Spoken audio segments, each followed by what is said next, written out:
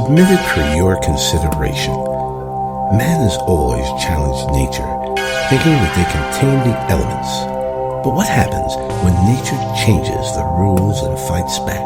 This is a Nature vs. Man 2 for One Literary License podcast episode, exploring science fiction and horror, and weighing the outcomes of a dying planet, with your co-hosts, Keith Chalco, John Wilson, Vicky Ray, and Jesse Foltz. Man will forever be changed.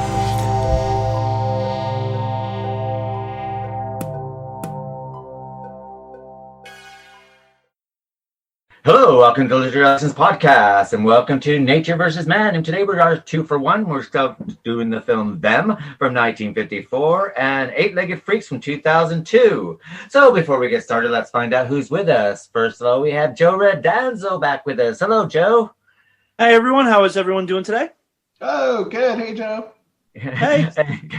We got John Wilson with us. Hello, John. Hi, folks. Jesse Foltz. Hey, how's everybody doing? And Vicky Ray. Hey, everybody. And before we get started, let's find out what everyone's been up to since last time we spoke to them. Starting with John, what have you done since we last saw you a month ago? Just been, trying to survive the apocalypse, which is this year, 2020. But yeah, I've been, keeping busy with, work and watching, trying to continue to binge watch. I'm almost finished with The Crown. Which is great. Nice. I just started watching it last night. It's good. Yeah, the 4th season is fantastic. And then I finished last night Supernatural, which is bittersweet. 15 years. I haven't watched it yet. I saw your post. It's so weird because I've watched Smallville. There's a few shows that I've watched. I'm a legacy watcher. Like, I'm not one of those people that gives up easily on shows. And so for 15 years of viewing, and they even show footage of them when they first started. They look like such babies when Jared Padalecki and oh my God, why am I blanking on his name? What's the other one's name? Jensen Ackles. Yeah, Jensen Ackles. They just look like babies, and so to kind of like it's surreal to be on this journey and to finish it. I was bawling like a baby last night, so that's what I've been up to, crying in the dark. I love Supernatural. And what about yourself, Joe? What have you been up to? Mostly writing and Celeste from Hex and Arcane, she and I have been kicking around some ideas, and we were going to get started shooting some stuff on Monday, but unfortunately we're not going to be able to see each other and do that stuff yet. So I'll have to wait a little while, but mostly kicking around some ideas with her.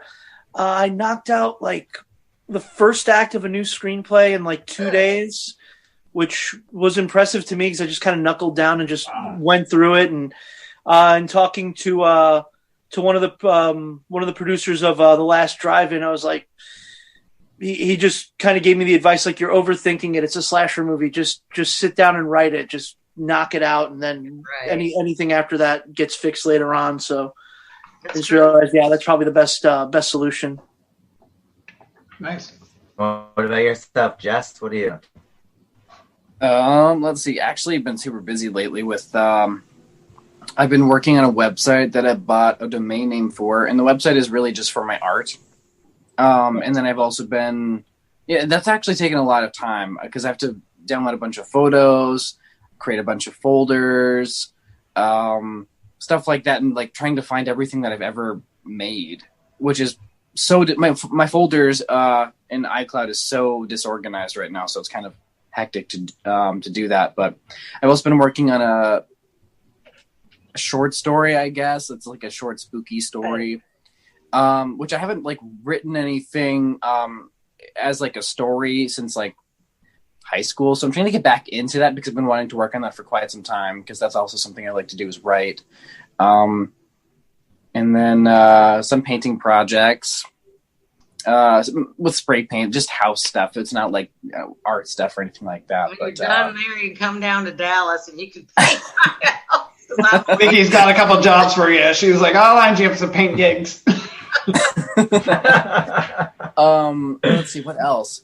Website, short story. Oh, yeah, and I watched Bombshell. Yeah. Oh, good. Yeah, I've been wanting to watch. Yeah, and Charlize Theron and Margot Robbie. Yeah. I heard it was good. It is good. It's very good, and it's very intense. But it's kind of surprising how much Charlize Theron looks like Marilyn Monroe. No, Megan Kelly. Megan Kelly. Yeah.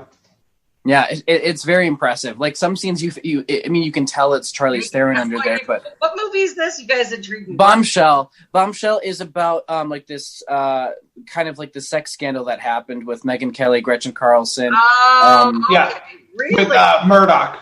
Rupert Murdoch. Murdoch. Okay, that's what you're thinking of when you said Bombshell and you said Marilyn. I was like, wait a minute, you're talking about. You were thinking Smash. Yeah. The show Smash. Yeah. That I forget who the blonde was in that, but that was a good show too. It was Megan something or other as well. Yeah. Where'd you watch it on, Jess? Netflix. Oh, I'll have to look it up then because that sounds interesting. I haven't seen it. Yeah, it's actually pretty good. If you look up clips on YouTube, like it's the trailer. Even when that came out, was like, oh yeah, I definitely want to see this. I didn't know they made a movie out of it. I don't know where I've been. I think there were two movies I think about the sex scandal. There's the one he's talking about. Then there was a second one. I'm trying to remember who was in that. Someone else played Megan Kelly in that one. Oh really? Yeah, I don't. That one didn't get as much attention. Okay. I don't remember. Like Capote, when Capote came out, then there was Capote, and then there's the other film with Truman Capote with Sandra Bullock. And the one with Philip Hall. They came out like the same time. They always kind of do that with these biops. They come out with the same time. It's true. I think it's got to be a competitive thing. I know they did that with like Little Mermaid and Splash too. They were the same company. The Steve Jobs movies recently too. There were two Steve Jobs movies at the same time. Yeah, I remember that. I didn't see either of them, but I didn't see either of them either. And what about yourself, Vix? What have you been up to? Me? Yeah, little old you. You're like little old me. Y'all talking about Bombshell. I'm just getting ready for the holidays. We're just trying to, chill out a little bit. Everything's kind of getting crazy with the world again. Trying to pull back a little bit, but I still watch my stuff. There was it? Epix had this series on. I've got an episode for it. It's called War of the Worlds. Have you been watching that? I heard it was good. Is it the movie or is it a show? The English show. Yeah, it's a series based on, War of the Worlds. And I was just wondering if it was going to be anything like, Tom Cruise. That movie is probably one of the only few movies that disturbed me with the vaporizing of people and No, that's true. I was disturbed. Like, that's the only Alien movie aside from, like, the Alien series. I don't know why. That disturbs me. And like I was telling the boys earlier, I've been watching Mandalorian. I got into season 2. Cannot stop watching it. I love it. I think it's a fantastic series. Anybody can watch it, honestly.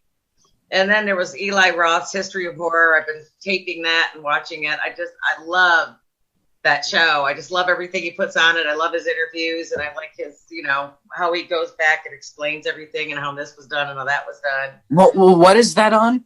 It's on AMC. AMC. Oh, okay. On Sunday, I believe it's on Sunday.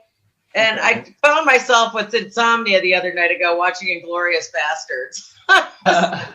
Totally loved that movie. Also has Eli Roth in it. Didn't even really notice that until I started getting into it. Wow, Eli Roth's in that. I hadn't seen it in so long, but it's a great movie. I get a real kick out of it.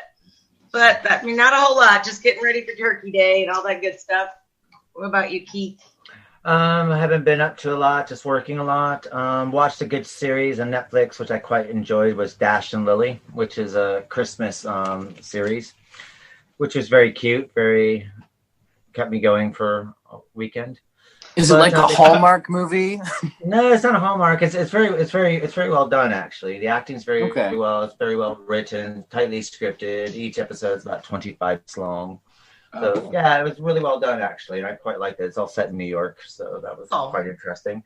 Outside of that, I've been watching a lot. I've been playing a lot of Destiny 2 on Xbox. That's what I've been doing with my time off. So. Oh, I tried playing that, and it just is such an expansive universe. Like you guys playing my son on there. He probably loved to I bought that game and I tried to download it and it wouldn't do anything on my system. So I was very disappointed because I haven't played that game still, but I have it laying around. So I think I would have to get like an entirely new system just to download that game. Well, now, like, what is it? The new Xbox is coming out. Like, my son can't find one in anywhere. Well, same with PlayStation. Both of them are. Yeah, I told him, I go, just wait till after Christmas. There'll be a shit ton of them. And they'll be down in price as well. So yeah, and so I go, just wait till after. Don't. I got the new Avenger. Well, not new, but the Avengers game, and then I just downloaded. That looks good. Hyrule Warriors, which is I'm a big Zelda fan, so I just downloaded that today. Came out, so looking forward to playing that. And I want to get Assassin's Creed and the new Fallout. Yeah. The Assassin's Creed Valhalla, right? Yeah. Yeah. So yeah. I'll get that around Christmas time because I got 3 weeks off. So I think it's funny. My son, most people not going to send Spain what this they year, did at so. work or what they've learned. He sends me his stats from his Xbox. He go, look, I'm ranked number 15 out of billions of people, Mom. Yeah, nice. So funny. You go, son. So, well, that brings us to Story Geek. Story Geek is now going to tell us what you can watch, what you can download, or you can stream during the COVID crisis. So take it away, Story Geek. What movies and TV shows should you be watching the week of November 16th? I'm Jay Shearer. Obviously not in my normal studio. I'm on the road, but still here with new movies and TV shows. I'm also the co-writer and director of Death of a Bounty Hunter, the new supernatural steampunk western, available now as a full cast audiobook. Get the first 3 chapters for free over at deathofabountyhunter.com. No new movies in wide release, but we did get big news. Wonder Woman 1984 gets a Christmas Day release for both movie theaters and HBO Max here in the States. That's a pretty big deal with all the other studios pushing their blockbusters way back into 2021. I'm in California where they just shut down theaters again, so we may not be able to see it in theaters at all. But we do have things coming out on streaming. Let's check out Netflix. Not much new on Netflix, but we did get The Crown Season 4, which my wife is very excited about. Jingle Jangle, a Christmas musical that's worth your time. Very entertaining and well done. And in the worst timing ever, V for Vendetta came out on November 15th. And I completely missed the opportunity to come out on November 5th, Guy Fawkes Day. Also, I'm a little late to the party, but I've been watching The Queen's Gambit, and it's very good. I recommend it, especially if you like the 1960s or chess. But even if you don't, the performances are outstanding. Over on Amazon Prime, they've added seasons 1 through 9 of Scrubs. Disney Plus has added some new content, more than some of the other providers, which is unique. We don't often get new stuff from Disney Plus, but they've added The Wonderful World of Mickey Mouse Season 1. I'm looking forward to that. And they've added 3 new documentaries, all of which I've seen and all of which I recommend. Inside Pixar, which is about working on animated films. Ultimate Viking Sword, which is exactly what it sounds like it would be. And Petra, City of Riches. And last but not least, they've also added the Lego Star Wars Christmas Special. I haven't seen it yet, but we'll see if it lives up to the original live-action Star Wars Christmas Special, which shouldn't be that difficult. Over on Hulu, they've added Cartel Land, a super compelling documentary about small Mexican towns doing battle with the cartel. That's a documentary. I highly recommend it. It's very fascinating. So a lot of good documentaries out this week on various services. Are you looking for a new podcast or a new audiobook? As I said at the beginning of this segment, our new audiobook, Death of a Bounty Hunter, is out now, a supernatural steampunk western, and new episodes are available every week at deathofabountyhunter.com. This has been Jay Shearer, and I hope you have fun watching movies and TV shows wherever you can find them.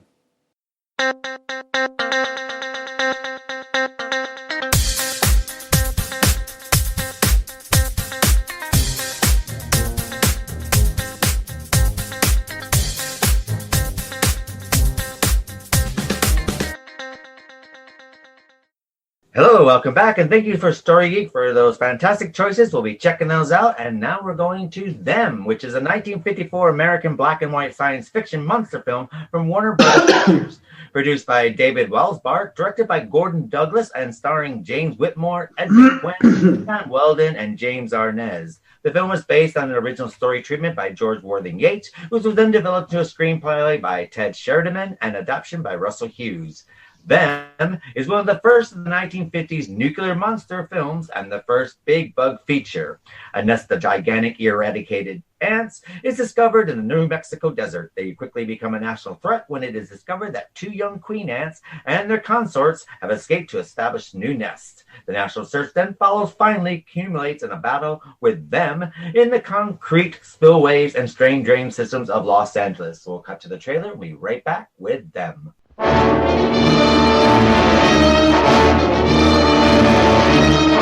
I tell you, gentlemen, science has agreed that unless something is done and done quickly, man, as the dominant species of life on Earth, will be extinct within a year.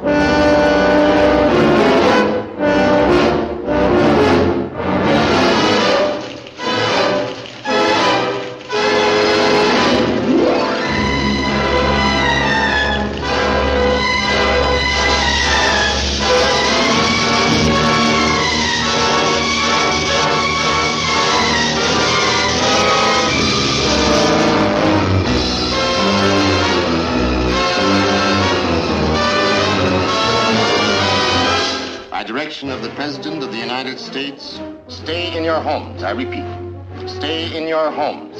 Your personal safety, the safety of the entire city, depends upon your full cooperation with the military authorities. Yes, cities, nations, even civilization itself, threatened with annihilation, because in one moment of history-making violence, nature, mad, rampant, wrought its most awesome creation. For born in that swirling inferno of radioactive dust were things so horrible, so terrifying, so hideous. There is no word to describe them.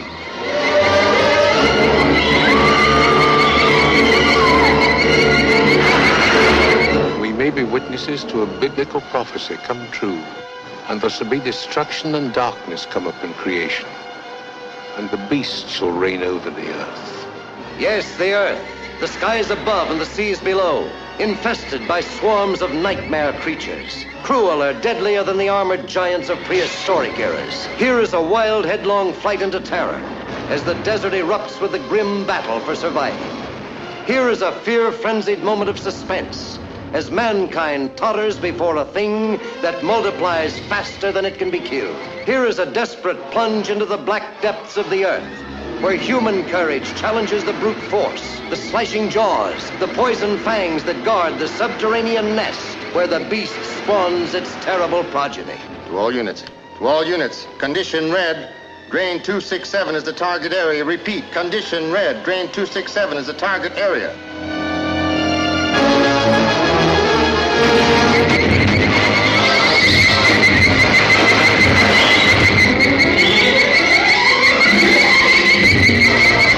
Type of gas we could use? No, we can't take a chance. It might poison the whole city.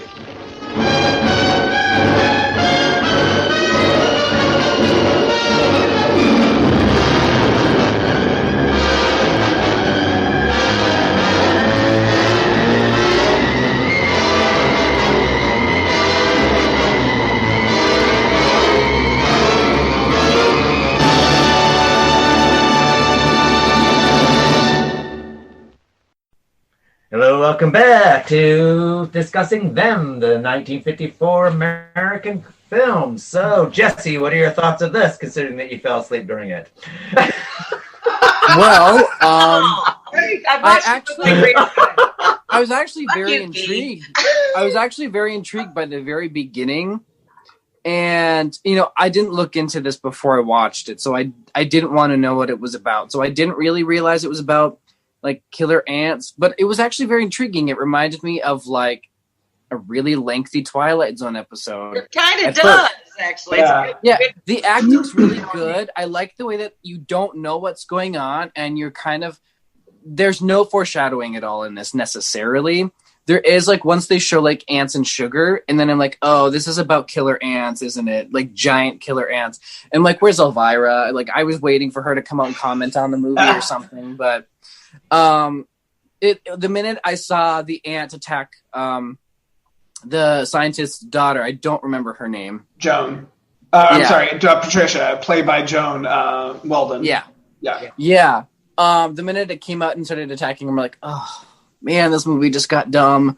And I'm like, because I just not only that, but the guy like brought the Bible into it and was like, we're living in one of the plagues. And I'm like, wait, you brought the Bible into this? Like, what? In an ant movie, like giant killer ants, plus they don't even... Well, they're trying to appeal to everybody, I'm assuming. I think you have to take it for the time that it is being produced, which I agree with Vicky. It is in the 50s for the technology and for the way it was shot. It was amazing. It didn't, to me, give an air of hokey, which it could have very easily given you. And there's a lot of... What I thought was interesting is each of the actors had to almost know the science behind what was being expressed. And sometimes in films you don't get that. Sometimes it's so hokey that they can't really explain what is happening and why it's happening. But they were able to kind of like talk about, atomic bombs and what happened with atomic bombs. No, that was actually intriguing to me. Yeah. I'm obsessed with that whole history of like the atomic age and stuff. I love the 1950s. It's like one of my favorite eras aside from like the whole the Victorian period or like the Regency eras and stuff. But like the 50s and the 60s are very fascinating to me, and I love I've watched videos of like nuclear test footage and stuff like that, and it's so cool. And it's one of the reasons why I like the game Fallout and like Call of Duty, especially like the zombies stuff, because it all has to do with the old politics and then nuclear fallout stuff, and the nuclear family thing and how that kind of influences even our a lot of modern stuff. Then we don't even realize it. Like, we don't realize the history of all of these films and TV shows that we watch and stuff. So I do like that. And I like where, what it means for the progression of like where we are now as far as like film and TV and stuff goes. But I don't know, just the concept of like ants, like if it was spiders or something else, but like, when are ants ever dangerous? Well, I mean, but they're huge. In one of the scenes, they kind of explain the danger of it, which I thought was it was smart for them to do that scene, which is, imagine having to come and explain to the military you have this threat, right? Without having them laugh at you. Like, literally go, ants. You're telling me the problem is ants, right? And they kind of show videos of the force of an ant, what it's capable of doing at its own size, right? Not talking about it being... How they killed it was interesting with the stinger as well. They killed their prey and then they sucked them alive through their mandibles. So it took it out of that, this is like... comical. To me, it was always trying to, as a film, it was always trying to paint this as, this is a serious urgency, right? It was painting it as more of a horror than a sci-fi, comedy kind of exploration of something happening. And so I just think I love the acting. I love that. The acting was great. Patricia was never a femme fatale, right, if you will. She was never like, and breaking her ankle. Or the bimbo. Use my womanly wows to get the men to listen to me. She was like, no, you're going to listen to me, right? Like, whenever she spoke, it was like when they were like, we're going to go down the hole and she goes, I'm going with you. No, you're not. Yes, I am. And she was like very much, I know for the 50s, that was kind of like a big thing, actually, because that almost never happened back then. No, not at all. And so you almost had to ask for the permission of the man to go down and with you, and there had to be a reason. And she was always, what I do love is one of the tidbits is that she had to actually wear like platforms to meet the height of some of the characters, because I guess she was she was not, they wanted her a little bit up. Well, James Whitmore did as well, because James Arness is so tall. Which we covered him in The Thing from Another World. Right. Another World. And he is so tall that basically everyone had to wear lifts to be in the scenes with him. Yeah. So. No, but I did like the movie. I was very intrigued by, especially the way that it started. I know some people thought it was really slow, and there were some complaints about that, but I actually really liked how it was, it was kind of building up to something, and you weren't sure And considering, I've seen a lot of like horror movies from like even the 60s and 70s that didn't hold up as well as like, like when they show a dead body and like there's blood and stuff, even though this was black and white, everything that they showed looked like, it was reasonable. And I did think at first though that broken skull was supposed to be like a man's broken skull. I was so relieved when I found out it was just the doll's broken skull. Because I'm like, don't tell me that's like supposed to be human, because it's very obviously made of plastic or glass. Oh yeah. Oh, when they find it in the cabinet. The one thing that I guess didn't make sense to me, and I was like, it was the fact that when they were coming up to do this detective work and they realized, oh, everything is busted outward, so something was on the inside, it busted out and like that, and so you're kind of like, was it a mutation that just happened overnight and that ant like grew inside the mobile home and burst out of it? So there was these instances where it was a couple times. Oh yeah. And it was on the inside out, and it was like, well, what? Like, wouldn't it be the other way around? Wouldn't it be the outside in, like ripping, coming? So I thought that was an interesting, but I like it might have been that because they did show ants inside of the building, I think, or inside whatever. I seen ants twice, like eating sugar. There's cubes of sugar, and the minute that I saw like cubes of sugar twice in a row, and then ants, I'm like, oh yeah, it's definitely about killer ants. Has to be about that. And I mean, they don't really. I mean, unless I fell asleep during that part where they explained like how the ant grew. But you missed the whole movie. Didn't you get the whole exposition of what? No, just kidding. And the interesting, I mean, the thing is that you have to remember ants is okay. Yeah, they seem like quite puny and something not to be feared. But you also have to remember that ants have a way of getting through. They work their way through into people's houses and stuff. Doesn't matter. You can have a crack-free surface, and they eat their way into your home, sort of. Yeah. Let me tell you about ants. Now picture them huge, so. I have to go buy 10, 12, 20-pound bags of freaking Amdro all the time because we get fire ant hills are like this. I mean, they'll get fire ants. Oh, geez. Oh my gosh. Yeah. And when they bite, even if it's one of them little bastards, it hurts like a freaking. No, that's true. I've gotten bit by an ant before. I've gotten bit by an ant before. It doesn't. What about the ones What about the ones that before it rains they start flying? They swarm. Yeah. Oh yeah, I forgot. They bite as well. They should have had some of those in the movie. That would have been. Well, they kind of allude to the queens. They allude to the queen, and they lose their. Oh yeah. Their wings. And there was really only three of these ants that they had for like robotics or whatever you want to call them. Yeah. And the movie was supposed to be shot in 3D. So some elements of the movie, like with the flamethrowers going at the camera, apparently it never stuck, and they never did get the second iPrint film. That's why because they were also going to do it in color, which is why the intro was like in color, but they didn't. Yeah, they didn't. I think it actually pays to have it in black and white. I think it was. I think so too. I think so too.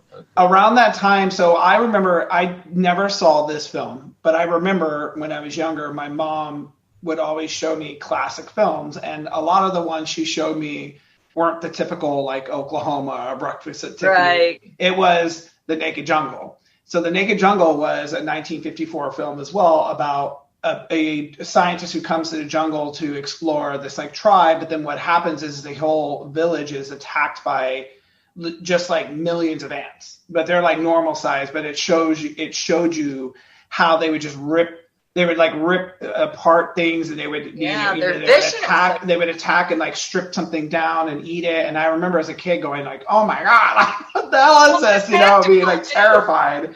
Ants are tactical. They're organized. And so this reminds me of that. That is fascinating about ants, because I do know I had to do a project in school, which I don't remember all of. But I do remember, the way that ants work a little bit, and it's very, it is strange, like how, like one-minded that they are. It's so bizarre. So the communication levels must be like beyond out of this world or something. Like it's almost alien-like. So I guess I can kind of see, especially during the atomic age, when like space and the nuclear stuff and that sort of thing might have been used, because there is something kind of alien-like about ants, like in the way that they communicate, like if you study the science about ants and whatnot. So, and anyone with an ant farm who likes to study and watch them, remember those little ant farms we get when we were little? Steve? Oh yeah, they'd be like they were like a slice, and you could see the ants living. Yeah. Until you accidentally drop it, and then they all go over the house, and your mom like starts freaking out. Exactly. Chasing you around the house with a slipper. And another film too that I remember as a kid, and it was Empire of the Ants. Joan Collins was in that one.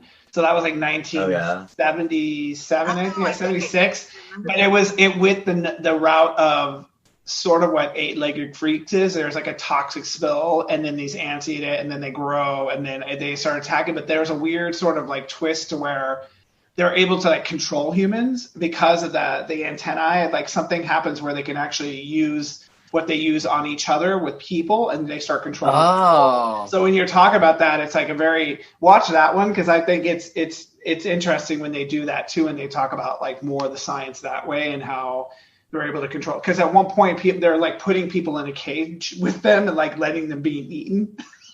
Like here, we're gonna sacrifice you, to people. It's like you're for the greater good. They need your nourishment, The sound that their giant ants make as they approach their prey is a recorded chorus of bird-voiced tree frogs of the southeastern U.S. Who would have thought, What a creepy sound. I can't even say the name of it. Hyla chrysocellus or something like that. Or Hyla aviva. By the way, that was like I read a about creepy that last sound. night. I love that when they would play that sound. You knew it was fantastic. It was used it was reused. They recycled this sound and used it in other films like Mohawk and the Black Scorpion. Yeah, there's a lot of sounds. There's a lot of sounds like that are used like even today in like video games and movies and stuff like that. And I liked how this was even a reference in the next movie that we're going to talk about, but it's also referenced in like other video games. Even I think games like Fallout and like Red Dead Redemption and stuff like that. And there's like, I don't know, I think it's cool that movies like that are this old are still in things that we consume and engage with today, whether it's a movie or a video game or something like that, because there is important milestone. It's like an important milestone, like making movies like this, even if it's not necessarily the most phenomenal movie or seen as the most revolutionary. You don't realize how movies like this do affect like where we are today in movies and like how far we've gone. Although I can't say I've seen like a giant ant movie in ages that, like a modern one. Well, I don't know. By the way, this was like one of the first that actually kicked off a slew of films. So it always takes one person to kind of usher in a new era of large insect films or mutations or any of that. That's what the next season of American Horror Story is going to be about.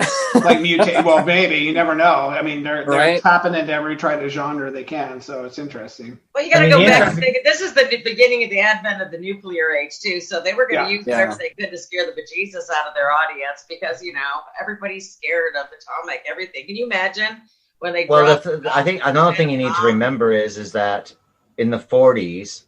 Up until even during World War II, they were actually nuclear testing where people lived, in the Mojave sort of Desert, thing, and the deserts and stuff like that, and they had no idea to know what radiation does. Right. Now, what's also interesting, where they were testing the nuclear site, they filmed one of Marilyn Monroe's last film was called The Misfits.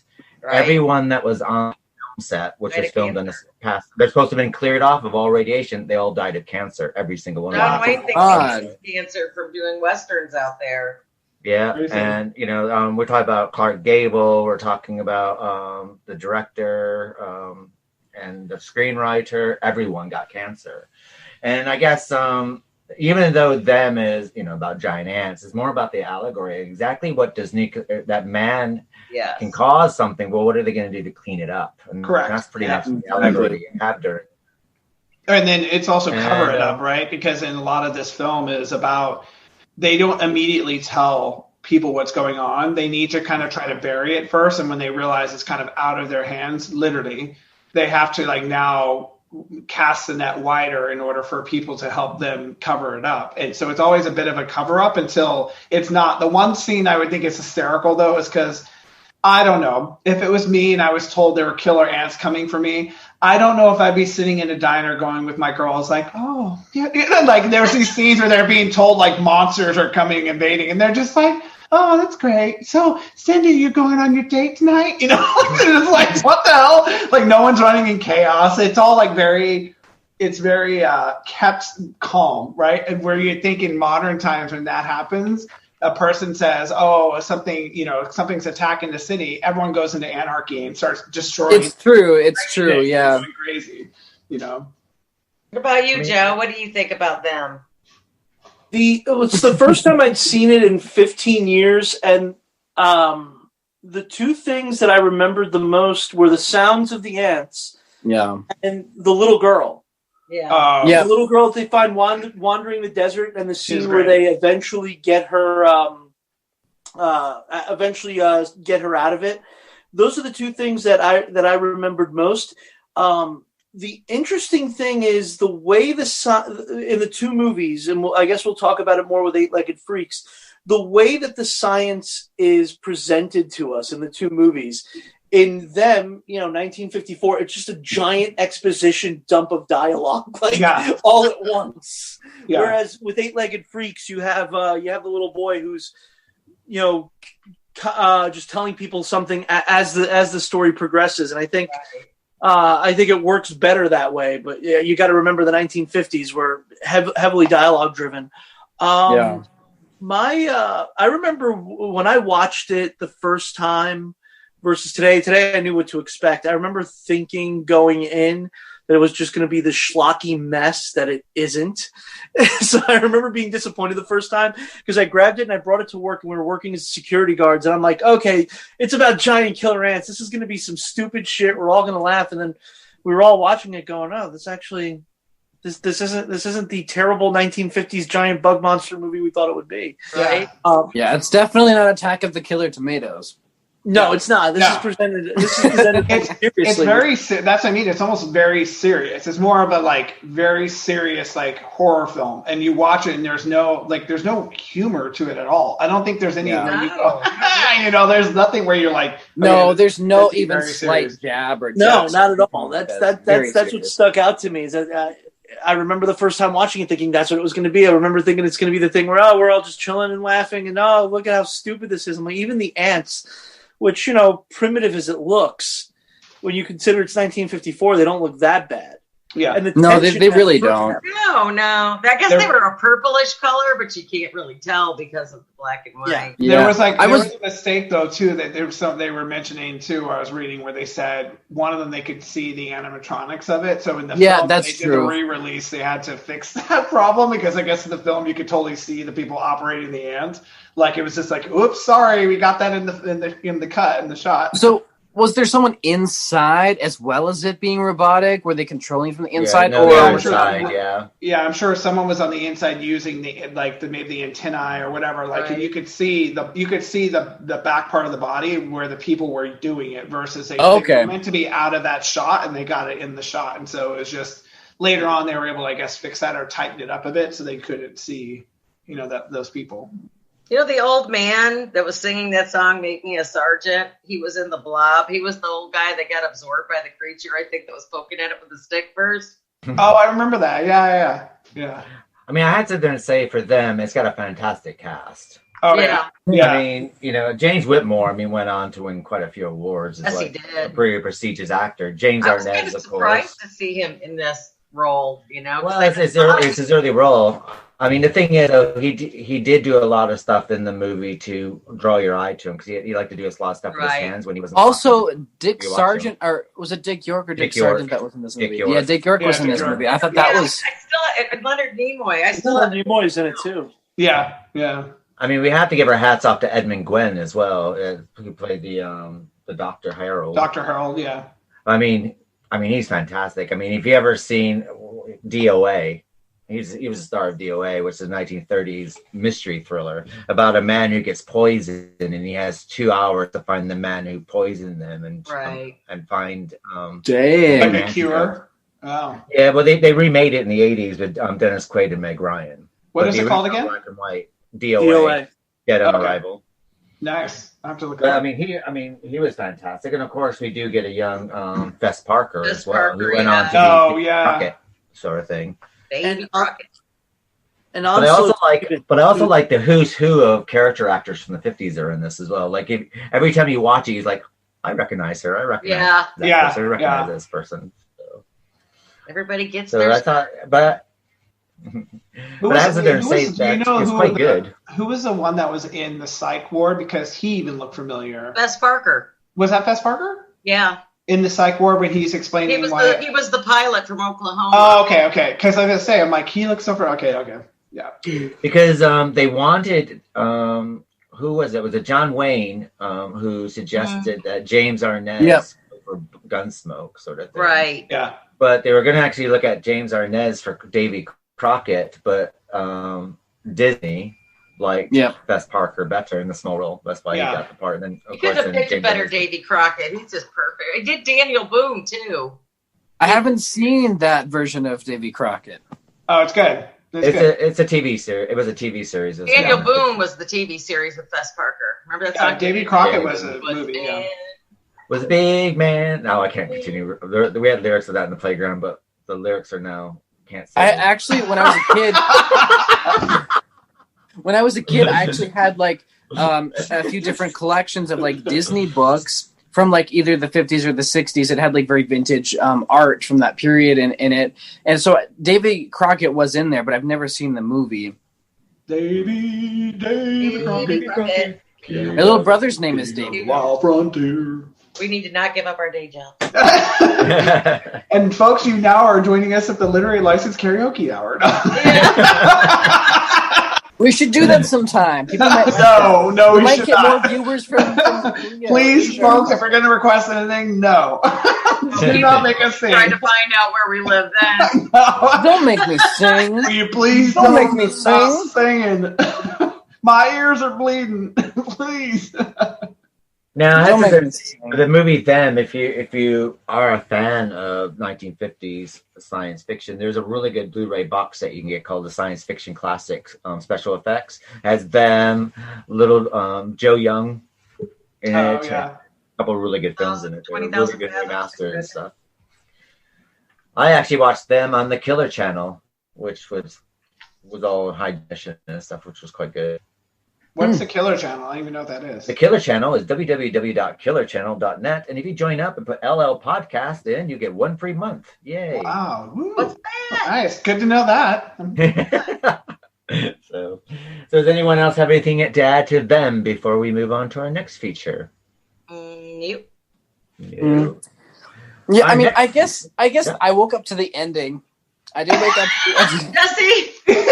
So you have nothing to add then. Let's move on. And I that's when I realized, this story isn't necessarily just about killer ants. It is more of an allegory, like we were talking about earlier.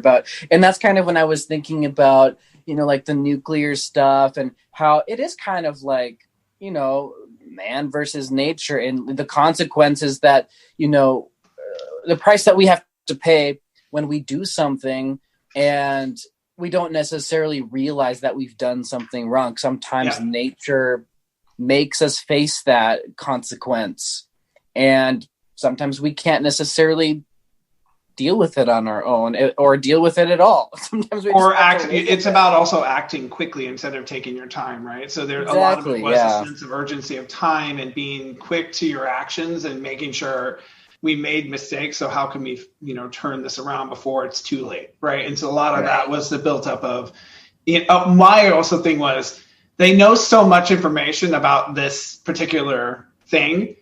Where did they come from? Did they come from somewhere this happened before? And that my mind went to that, like, were they somewhere else where this happened? And they're like, oh God, now we got to go to California and this crap's happening over there, or New Mexico. We got to go to New Mexico and fix it over there, because they knew, they were like, very informed of what was happening, and they couldn't say anything until they could confirm it. And I was like, how do you know so much about like mutant ants? like where did you get this information? Well, if you figure the little ants that I kill, they're little the fire ants are a real pain in the butt. But if you figure they have 30 to 50 feet tunnels of their own under your property, that's why it's so hard to get rid of them. Can you imagine an ant on a bigger scale? Yeah. What their shit's going to look like? Because there wasn't just 3 ants. Technically, it's supposed to be a ton of ants. Yeah, because they had time to produce. Yeah. So. And the queen was laying her eggs, didn't she? So, if they left it any longer, then those little worker ants that they're fighting in the sewers would be bigger, wouldn't they? And they would be even more. Yeah. So what's better? Things like aliens from War of the Worlds from the sky, or giant killer ants that live in the ground? Ants that I will hire evolved. Ants, you have a better knowledge of knowing what they are and what you're fighting. And you have no clue of what you're fighting, so you kind of you don't know what they are, right? So that's why they're alien, they're foreign, right? Versus an I think if you got like 20-foot ants, I think, and you have a whole colony of them, I think man will probably soon be extinct. Yeah. Well, most people, especially present day, most people don't know how to fight and defend themselves. So it's literally like, can I send an email to get help? Because I don't know what to do. I thought it was pretty funny when I saw. I thought when I seen one of the ants, I thought it had like a spring in its mouth, and then it drops it, and it happens to be like a human ribcage. You're like, oh damn! Oh yeah, this thing is like guzzling down humans. I had to look at that shot a couple times and go, what the hell is in that?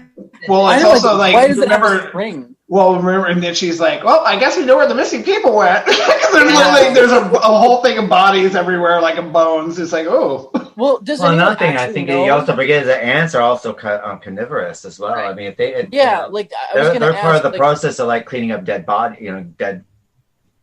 whether they're dead mice or pets or stuff like that. They're part of that process of that's getting true. them down to the bone. I had to pick up a dead mouse one time, and I saw that ants had like invaded its entire body after having just died overnight. It was insane. It's some form of nutrients for them, so Yeah, yuck. And you also have to remember that ants can carry up 50 times their own body weight. Yeah, I know. Yeah, that's insane too. So I guess that kind of makes sense because like they were pulling apart like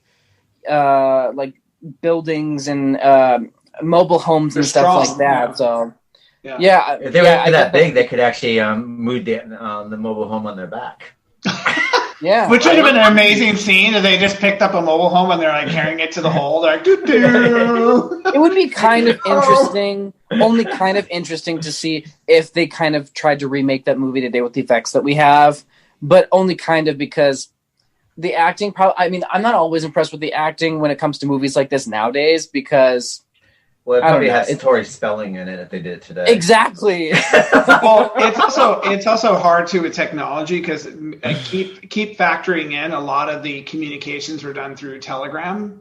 They weren't instant pick up a phone. Like if I saw a big fucking ant, I'd be like, "Hey girl, oh my god, look at this big fucking ant!" And I'd take my phone and take a photo or a video. Like, look at this shit. This is crazy. Oh my god, this is going on TikTok. Like an alligator in Florida.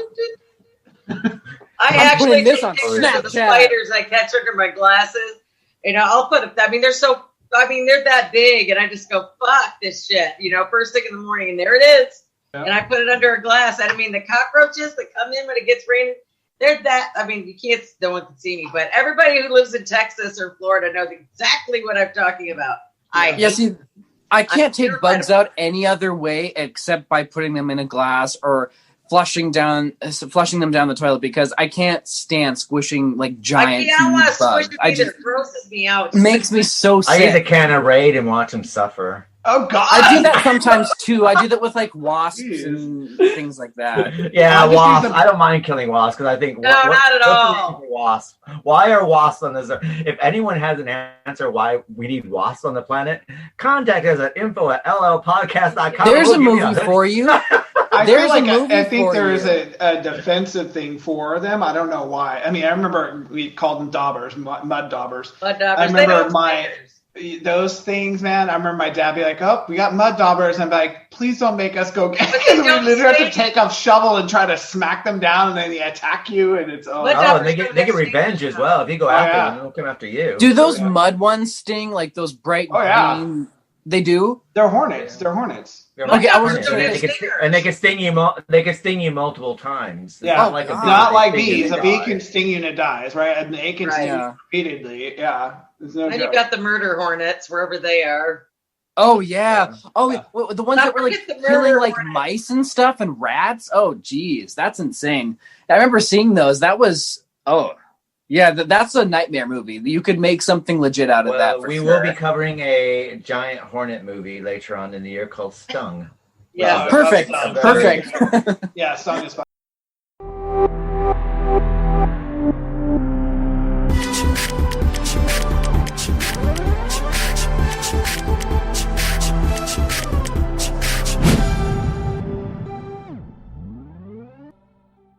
Well, that brings us to Eight-Legged Freaks as we continue our way down through the insect world of the Hollywood world. And Eight-Legged Freaks was originally titled Arach Attack, under which it was released in some parts of Europe and other countries around the world. It is a 2002 horror monster comedy action film directed by Ellory Elkayem and starring David Arquette, Carl Waller, Scott Terra, and young Scarlet Johansson. The plot follows a colony of spiders that are exposed to toxic waste, causing them to mutate into gigantic, monstrous creatures and attack a small American mining town. The film was dedicated to the memory of several people. Louis Arquette, father David Arquette, who died in 2001 from a heart failure, and Don Devlin and Pilar Surratt, the parents of producer Dean Devlin, who died of lung cancer in 2000 and 2001, respectfully. And I guess we should also note that Sean Penn's mother's in this film as well, which we'll get to that after the trailer. So take it away, Eight-Legged Freaks.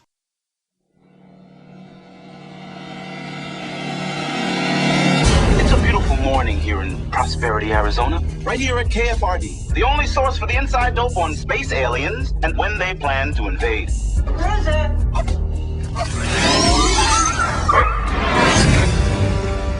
It's time for America to wake up, people! Wake up before it's too late! People are saying, well, you know, it's coyotes and it's wolves, but we know the truth.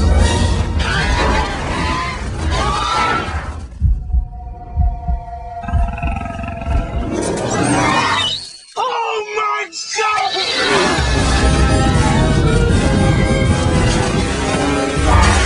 Hey, watch it! Now! What exactly is that? Spider, man. Our town is being attacked by giant spiders.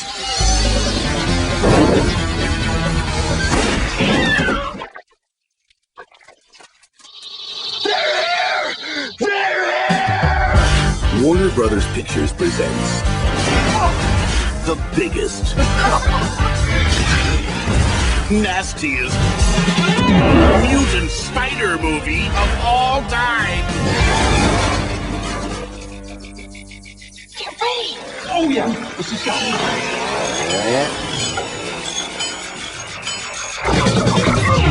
Get back, you eight-legged freaks!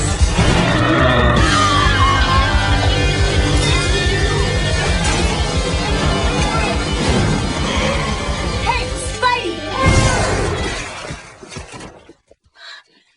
Thank you.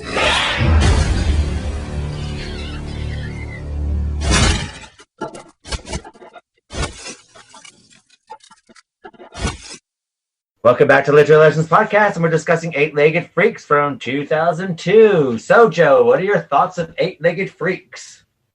Well, watching these back to back, you could see where Eight-Legged Freaks kind of pays tribute to them. I think it's a lot of fun. Like, I did not expect upon rewatching the two that I would actually enjoy Eight-Legged Freaks more. I know. I felt the same way. It's such a fun little movie, and it's just the right amount of ridiculous. The characters being absolute imbeciles just kind of adds to it. I love the way the webbed up mummified bodies look. It looks super cool. It was like a haunted house attraction almost. Yeah, and it moves. It keeps moving. Like rewatching that and them, rewatching Eight-Legged Freaks and them in the last couple days.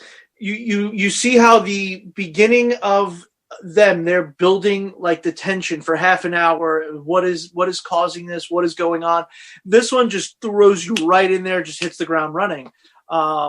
which normally I prefer a movie that has kind of a slower burn, but in this case, this kind of movie couldn't have that kind of slow burn. This movie needed to be just immediate, just giant spiders attacking kids on dirt bikes.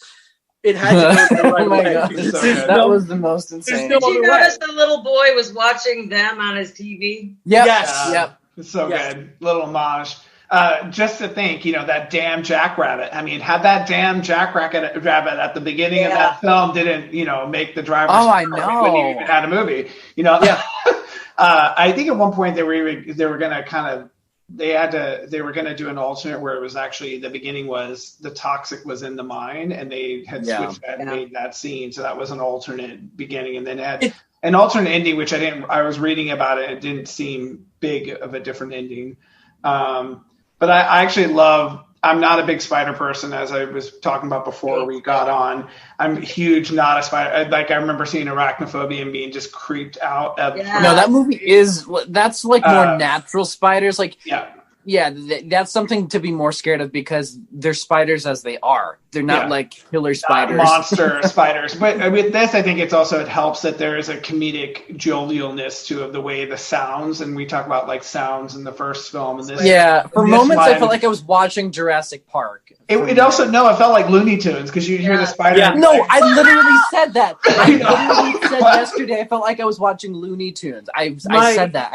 Especially the scene with the cat that's in the wall is like one of my favorites. Oh, I know. And I was like, poor cat, because I have a cat. I have two cats, so I'm like, oh my god, this poor cat. Kung fu. You could hear the cat trying to do kung fu.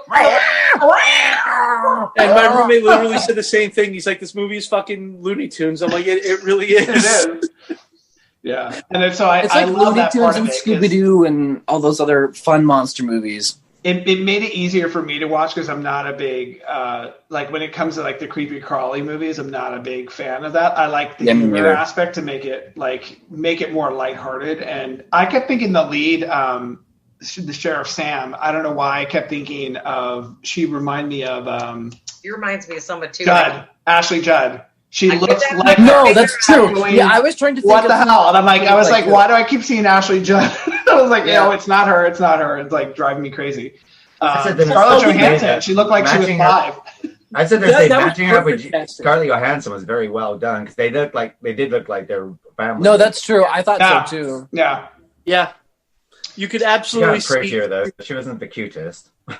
Yeah. I didn't like the haircut on her. It made her look a little too butch because, I mean, when you look at Scarlett Johansson now, she looks like she's like a bombshell. She doesn't look like she did there. The hair was not good. I don't think that was a haircut at the time because it was like the modern girl had like the bob.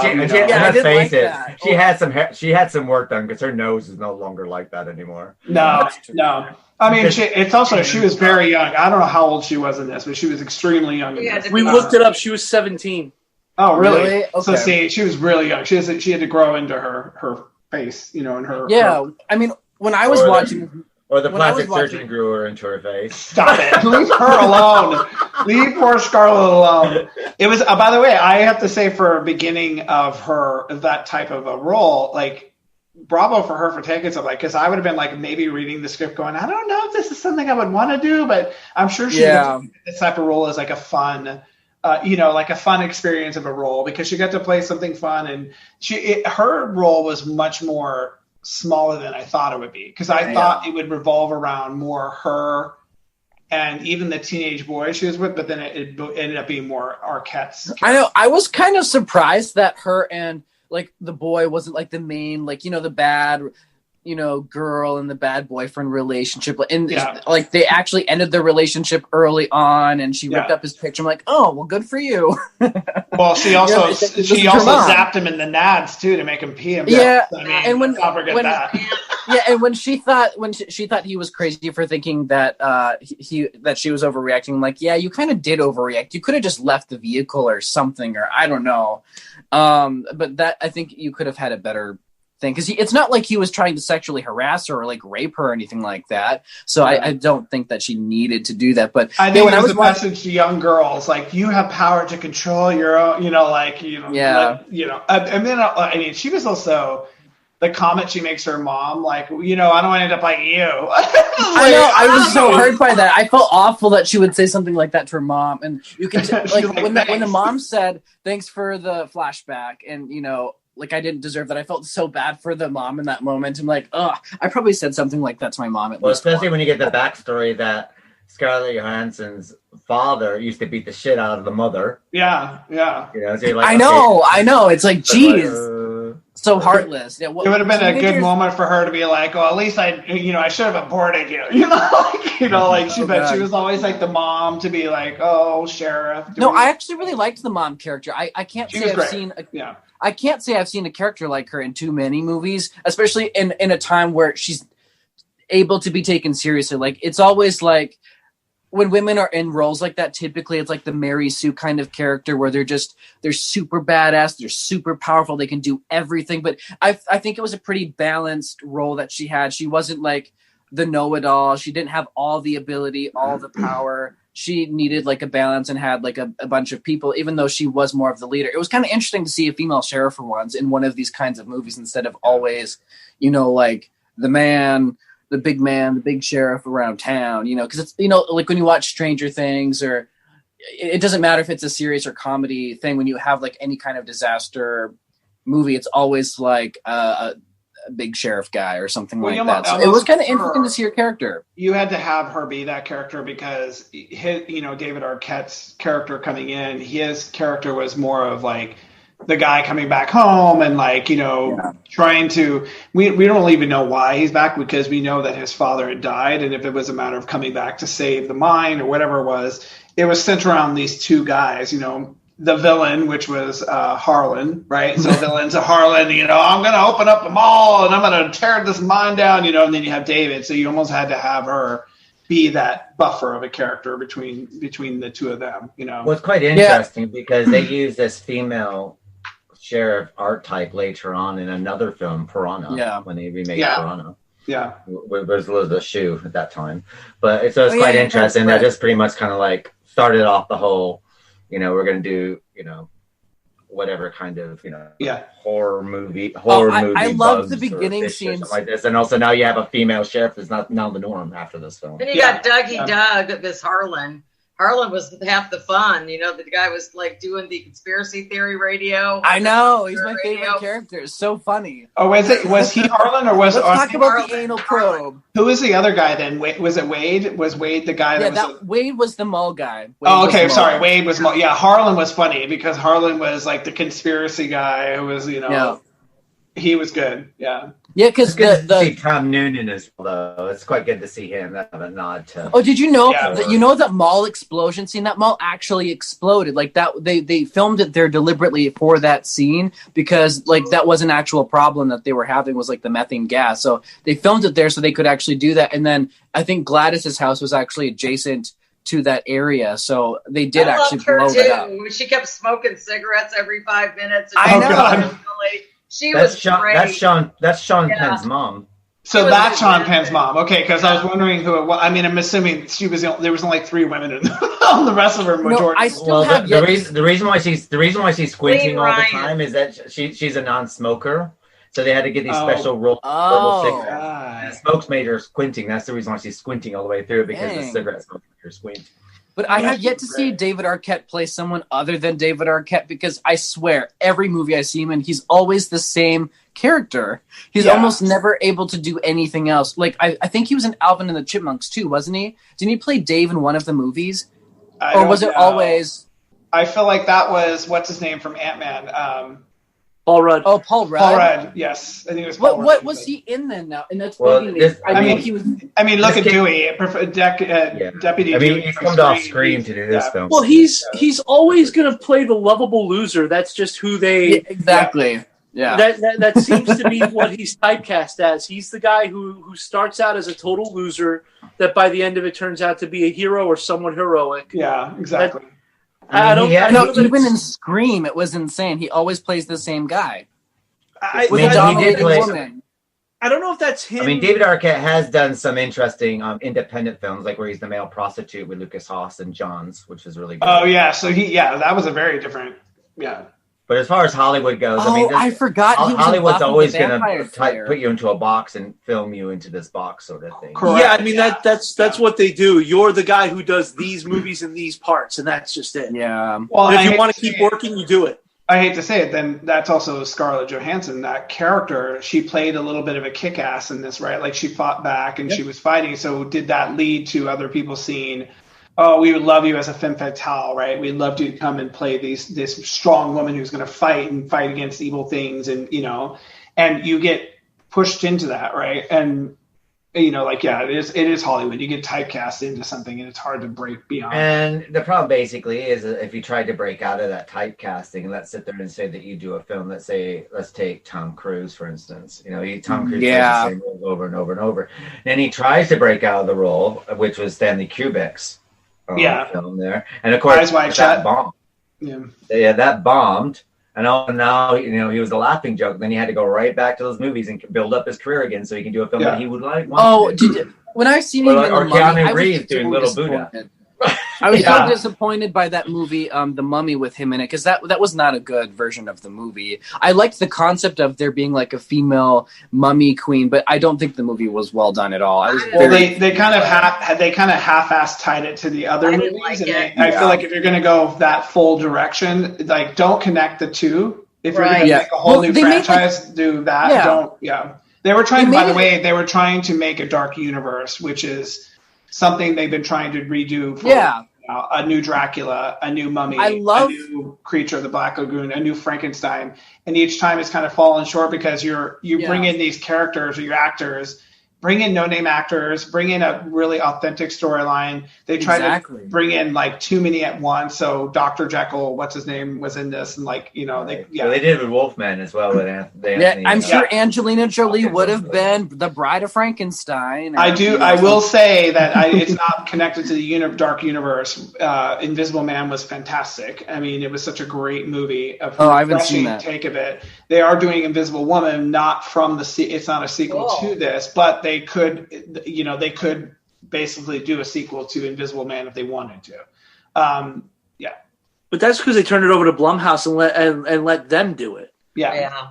Because had Universal done that in house, it probably would not have worked. No, it wouldn't. It wouldn't have.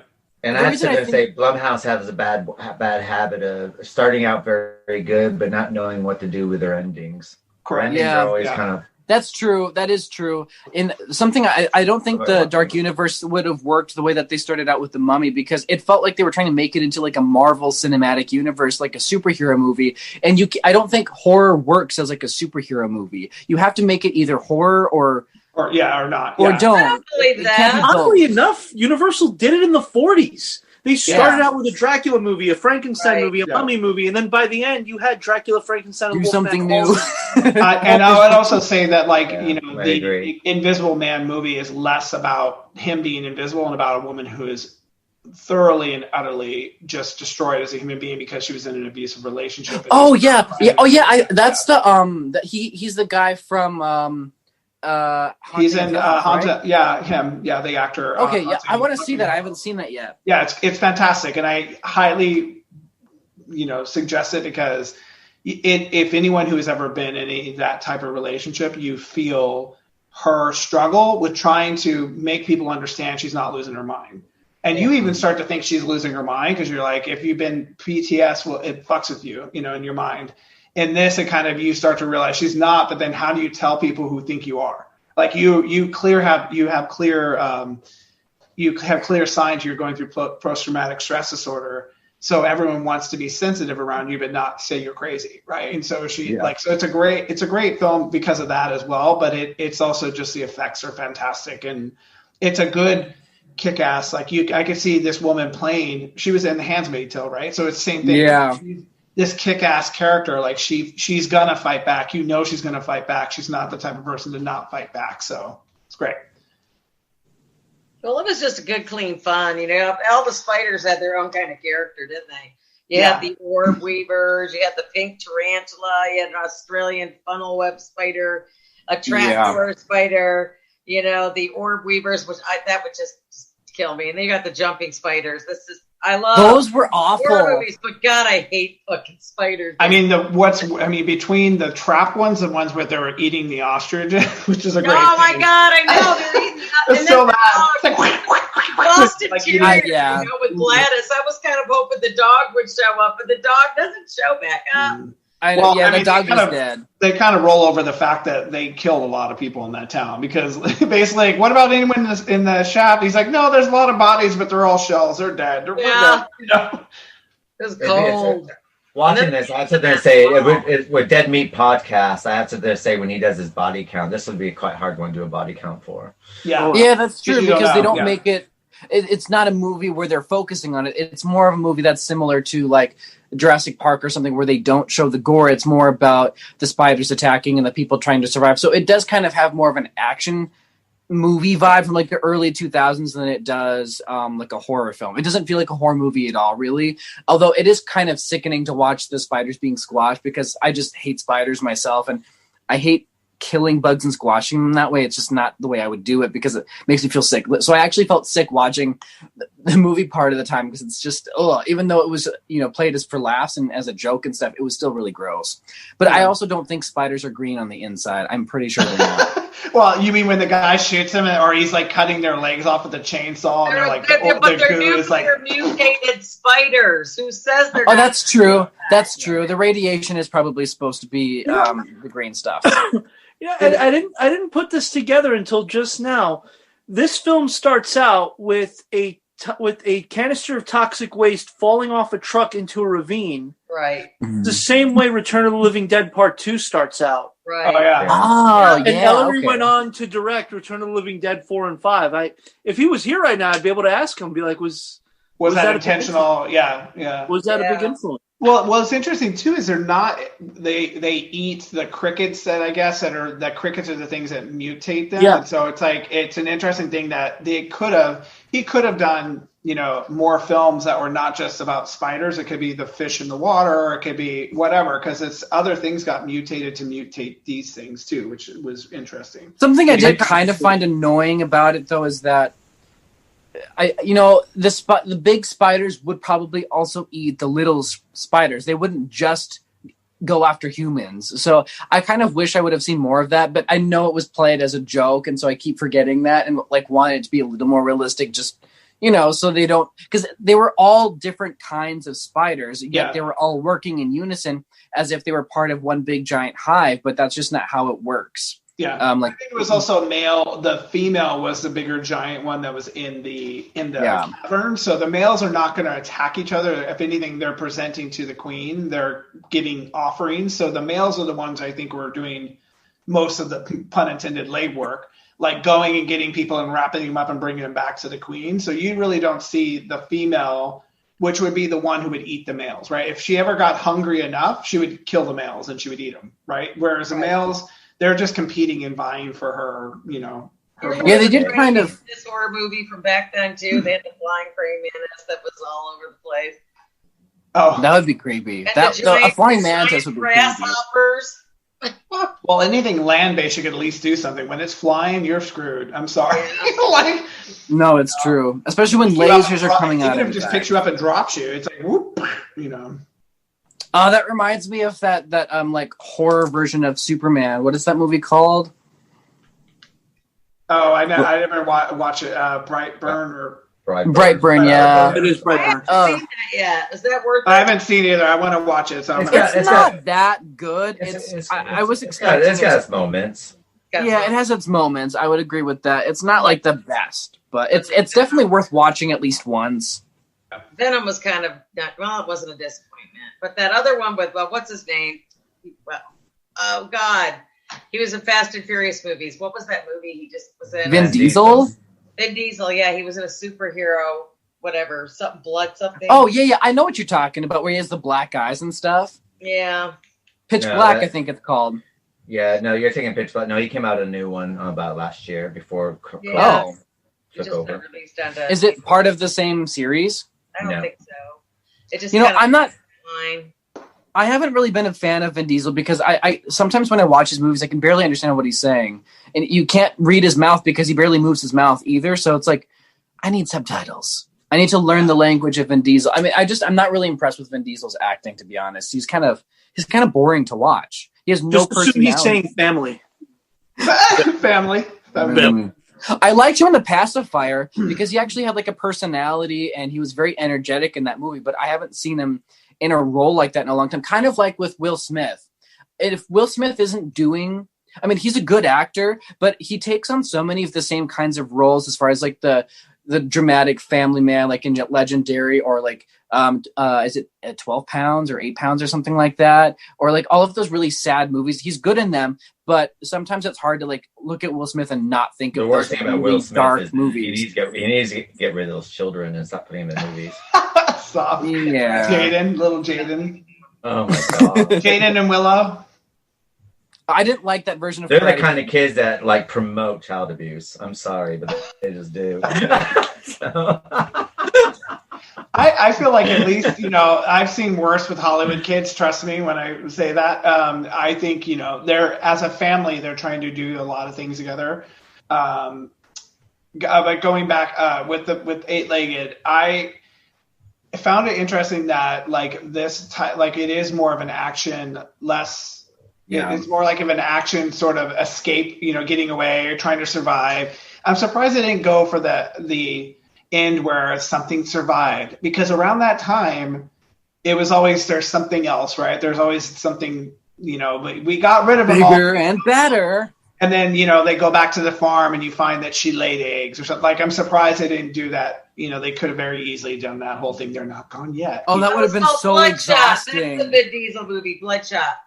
Oh, Bloodshot. Okay. Okay. But they, Is that related to the Pitch Black movies? No, it's not. No. So, Okay.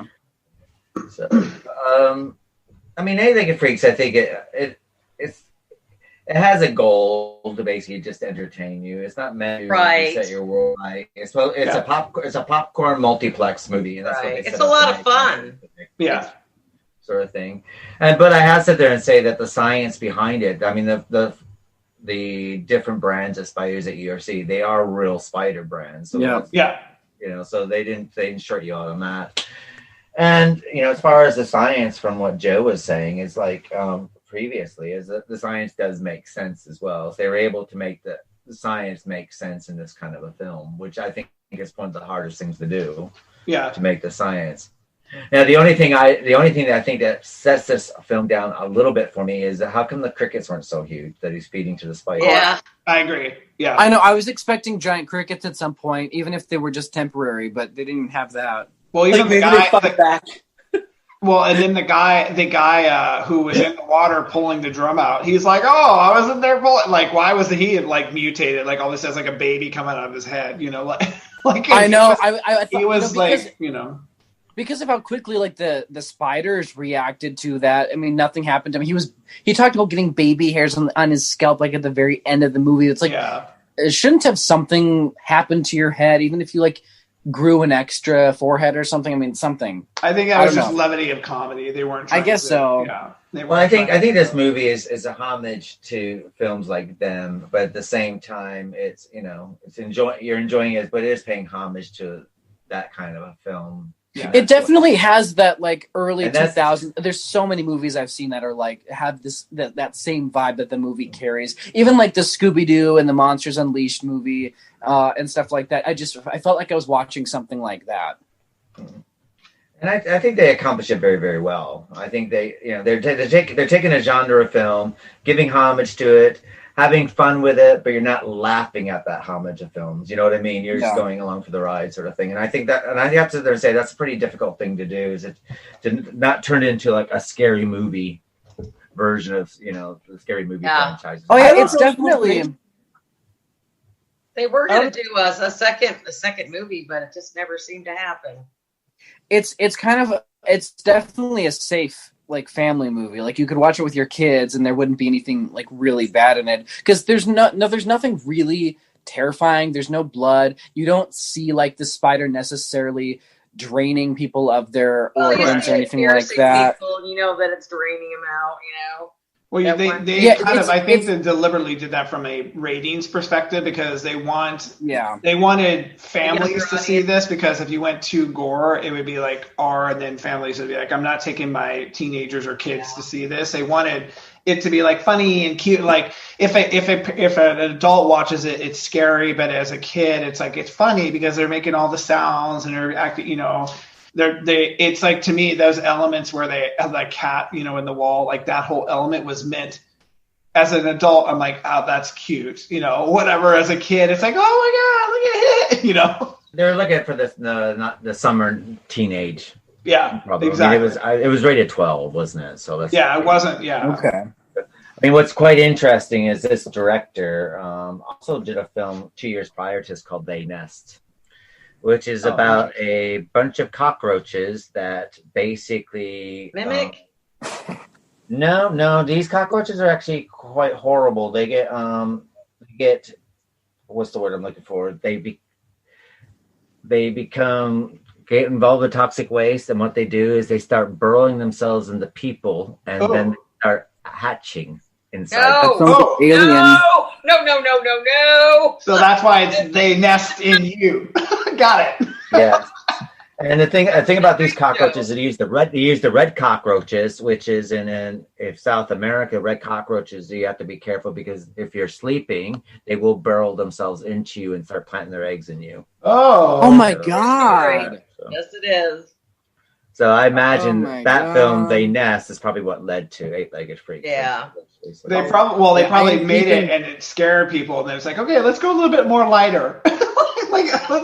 But I suggest that if you do watch, if you do see They Nest, it has a good cast. It has Dean Stockwell in it, and it also has Savage. Nice. So it has a pretty decent cast in it, sort of thing.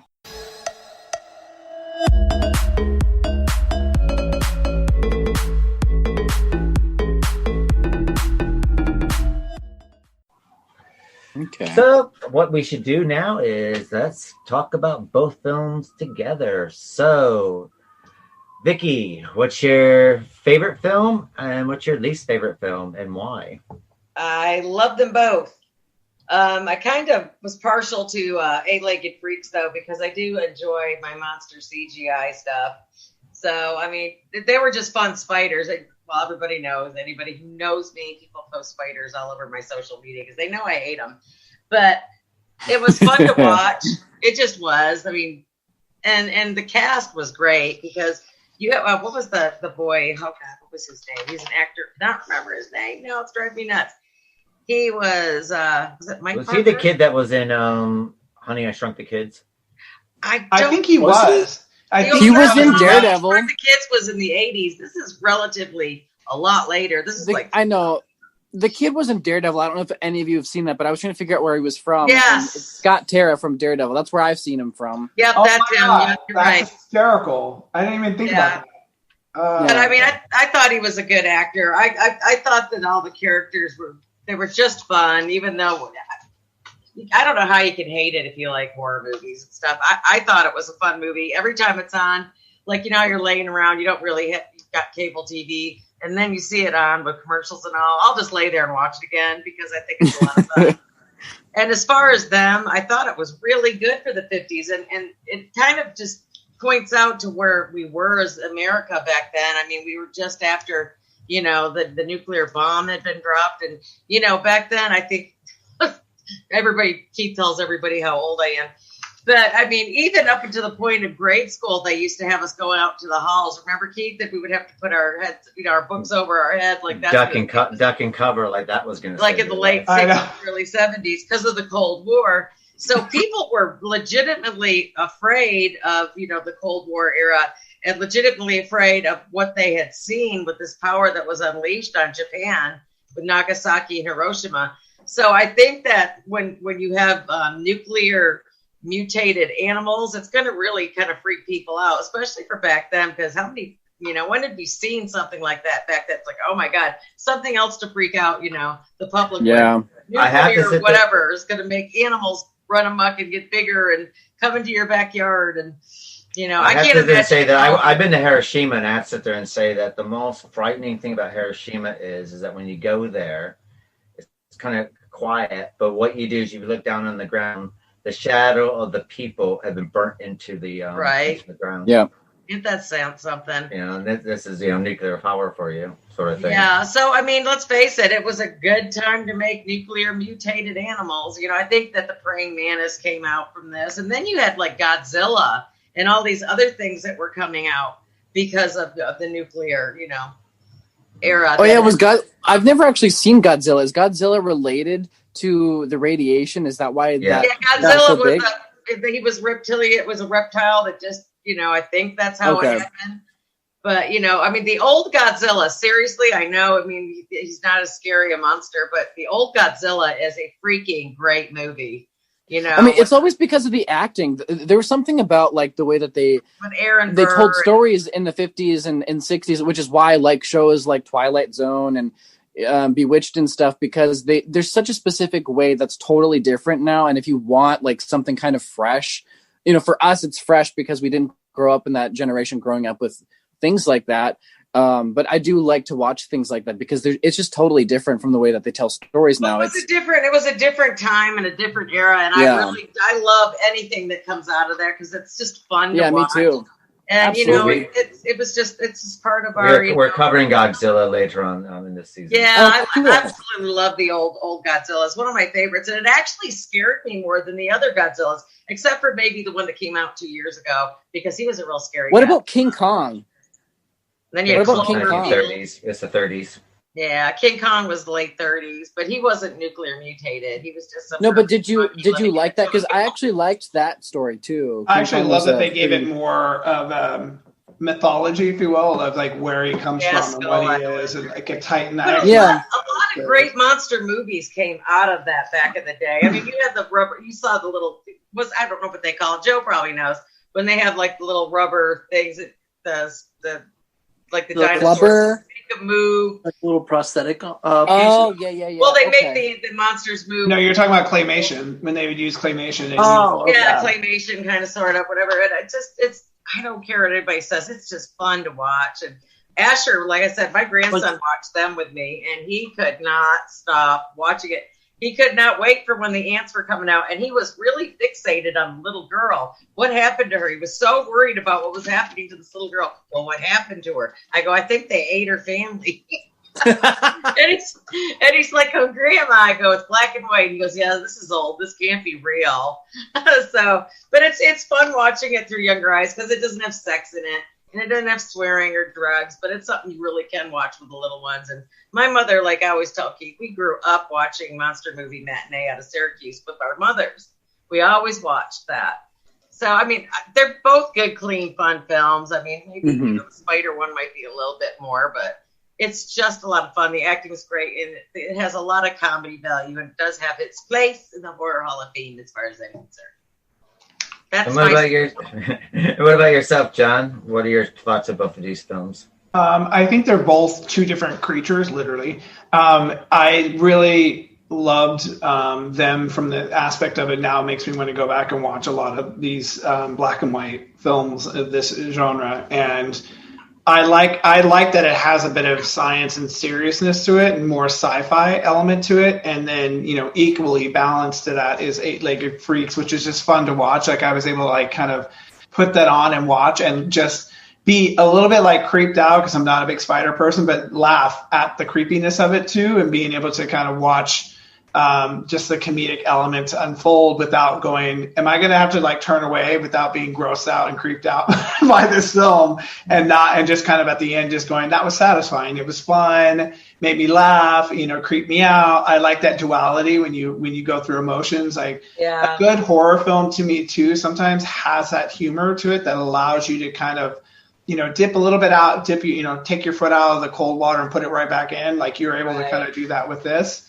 It was fun. It was fast-paced fun. Fighters. And I love that. they're going to survive. They're going to get through it. But how are they going to do it? And the elements of how they get away and get through it. I didn't. In them, they're going to get through it. Then there's a scientific method, more of a military approach, a strategic approach of how we're going to get through this. But yeah, I like them both. I have to say probably them more than Eight-Legged, just because I love the nostalgia that it brings back. I know, you gotta love the silver screen. Oh, I love the silver screen. I love it, and I love just the acting was fantastic in it. So it was great. And what about yourself, Joe? Of the two, I thought because when I had originally seen them, I liked them better. Now I gravitated more towards Eight-Legged Freaks, and I think it's just because it wasn't taking itself seriously. Right. I think that's what appealed to me most about it. Also, if anybody ever wants to see me shooting giant spiders, you blink and you'll miss me. But Lavalantula. I haven't heard of that. Nice. Oh, cool. I mean, how cool is that? You get to shoot, like, come on.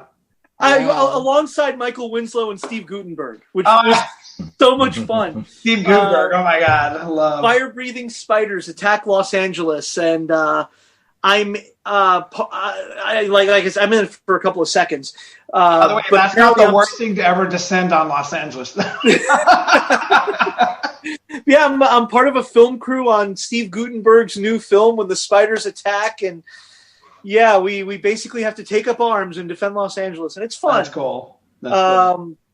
But of the two, yeah, Eight-Legged Freaks is definitely the one that I prefer. It's I love that it doesn't take itself seriously. I love that it hits the ground running and it moves. It knows exactly what it is. It realizes you can't make this subject really scary. It's just not going to work, especially not in 2001 because the technology is not really there to actually make it creepy.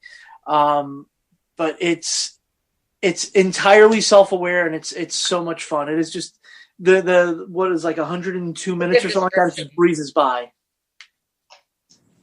And what about yourself, Jess? Yeah, I agree a lot with that. I think the only time you can make something like that scary is like in Lord of the Rings. Because, there's giant spiders in that too, but because it's totally fantasy and out of this world, it just seems to work. Like you don't really question it. When it takes place in our world and that's like the basis of the thing that's supposed to scare you, like nowadays it probably isn't as scary as it would have been in the 50s or even maybe earlier. But I also liked the Eight-Legged Freaks a little bit more. I do love the acting and I love the beginning of them for sure. But I don't know. I guess that's just because I'm not a fan of like killer bugs as like the horror monster. It's not my favorite. I'm more of the traditional monsters like Dracula and vampires and werewolves and witches and stuff like that. Like that's what scares me and intrigues me and fascinates me more than like giant bugs killing people. that doesn't really, I don't know. I'm a little biased. So I do like if I'm watching something like that, it has to be kind of comedic and funny or like in a fantasy world kind of setting for me to be able to take it seriously. But because the Eight-Legged Freaks didn't take it too seriously, it was like a dark comedy. It does work a little better for something that I would watch on my own or something like that. Because otherwise, like if I'm supposed to take something seriously, it has to be like a traditional, something scary, something that makes sense, something that's like an allegory for, I don't know, man and beast and I don't know, being like a social pariah or something. But yeah, so I think I do like Eight-Legged Freak a little bit better just because of that. But I do love the beginning of them because I was really like genuinely intrigued and inspired by the beginning of it. It was just so fascinating. Plus I do love the nuclear age too. So I love that they referenced that in the movie, but that's kind of it. I wasn't a huge fan of the rest of it. I totally fell asleep. So. And for myself, I sit there and I quite like both of them. I think they work really well as a double feature. I was quite shocked. They work very well together. But I kind of like them for the simple fact that I like the seriousness of it, and I'm the kind of person that tends to watch the film and watch the character actors and look for all the character actors, stuff like that. So I quite like that aspect of it. Eight-Legged Freaks. I like Eight-Legged Freaks a lot. The only thing I kind of wish that they would have killed off some people that you weren't expecting to be killed off. Yeah. You know what I mean? Yeah. It'd be nice. I didn't expect that though, because it was so family friendly. I'm like, once they kind of established that it was a family friendly movie, I'm like, they're not going to kill anybody. Yeah. No one's going to die. The dog.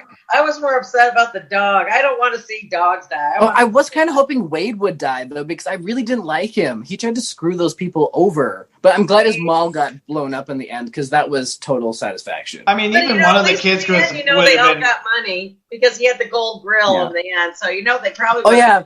Harlan was the best part of that movie. Is so funny. I hate to say it. Charlize could have. Not Charlize.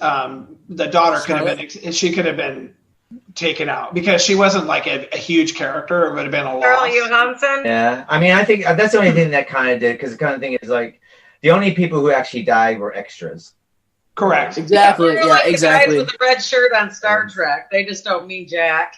It was a bit like that, but I mean, but you're saying that. But saying that, it's just a mild thing, you know. I would if it had like a couple surprises like that, I would just be like. But saying that, I probably do watch Eight-Legged Freaks more than I have watched them, and I own both, so I do watch Eight-Legged Freaks. I would want to be on the kill list. It looks like more fun getting killed off. Well, I mean, remember that? Get webbed. Remember the old man? Here you're being killed off by CGI, so basically you just have to fall down. Well, remember the old man who was like in the barbershop and he looks and he's like, Harold! And it's like, the old man, what a hoot. I forgot. He was like trying to get away and he just, oh my God, he was funny. I was wondering if they were like brothers or like lovers or partners. I didn't know. No, it was a customer. He was a customer. No, there was a customer, but there was an other old guy that was like there. Just reading a newspaper. No, so that's what they would do. That's what they do back in the day. They would hang out in the back room and just like watch TV. That's what old men did. They hang out. He was just a customer. Yeah, he was just a customer, just hanging out. You know. That's what old men used to do. They used to hang out at the barbershop. They still do. Yeah, they still do. Yeah. They still do. The old timers get down there, especially veterans and stuff. He probably showed up early and he's hanging out while other guys are showing up to get their haircut. They talk. I will say though, barbershops do give the best haircut for men. I will never go to a salon again to get my hair done. Like $5 haircuts is just not worth it anymore. I went to my first barbershop earlier, like a few months ago, and I had the best haircut ever. So barbershops definitely are worth the price.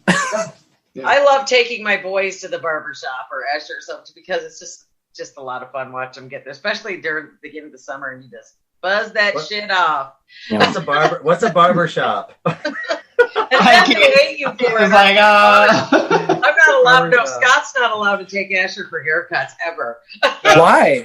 Ever, because he got a bad haircut once, and she just never forgave him. So dang. I wouldn't either. I mean, that sucks. That's horrible. Bowl cut.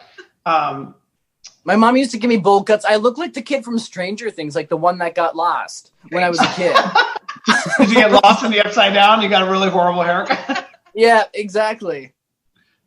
From the co-writers of the Amazon top-selling serial story, Timeslingers, comes a new full-cast audiobook, Death of a Bounty Hunter, a supernatural steampunk western. 14 different characters voiced by 11 professional voice performers. A Korean bounty hunter named Flint finds himself in the middle of an occult plot to steal a powerful relic from an innocent woman. Get me the Iron Spur, and I will show you true power. Caught between the desperate sheriff who's becoming unhinged at the worst possible time. He mutters the word like a curse dipped in sarcasm. I draw my gun and shoot him between the eyes. And the phantom woman haunting his nightmares. The living always think the dead are worse off. Flint will have to make a choice. Confront the sheriff's posse of misfits or run. But he's losing time. An ogre of a man with a Gatling gun for an arm. The brash and headstrong Pinkerton agent, Geraldine Abernathy. And a young, speedster idiot ludicrously named Fancy Dude. They'll all converge at the home of a widow who's lost everything but possesses the relic they all desire, the Iron Spur. Damn that trinket to hell. I don't care what it is or what it does or why the Duskfinders want it. I care about my children. Death of a Bounty Hunter. The weird western you've been waiting for. Available on www.deathofabountyhunter.com.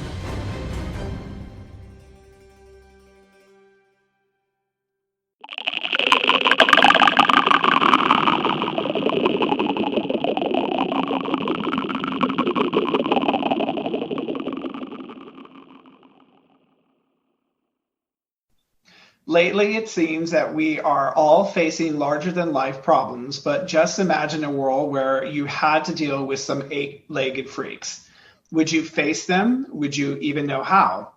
For some tactical advice, we recommend you head on over to our website at llpodcast.com to check out all of our social and podcast platforms, listen to all of our past episodes, become a patron, and sign up for our monthly newsletter to read our reviews of books to screen and everything in between.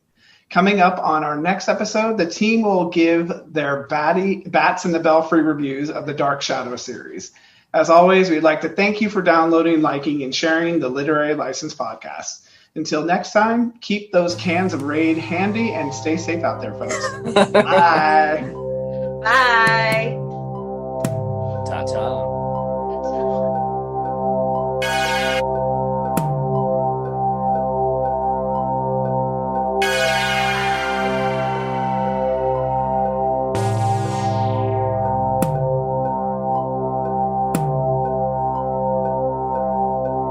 This has been a Literary License Podcast production.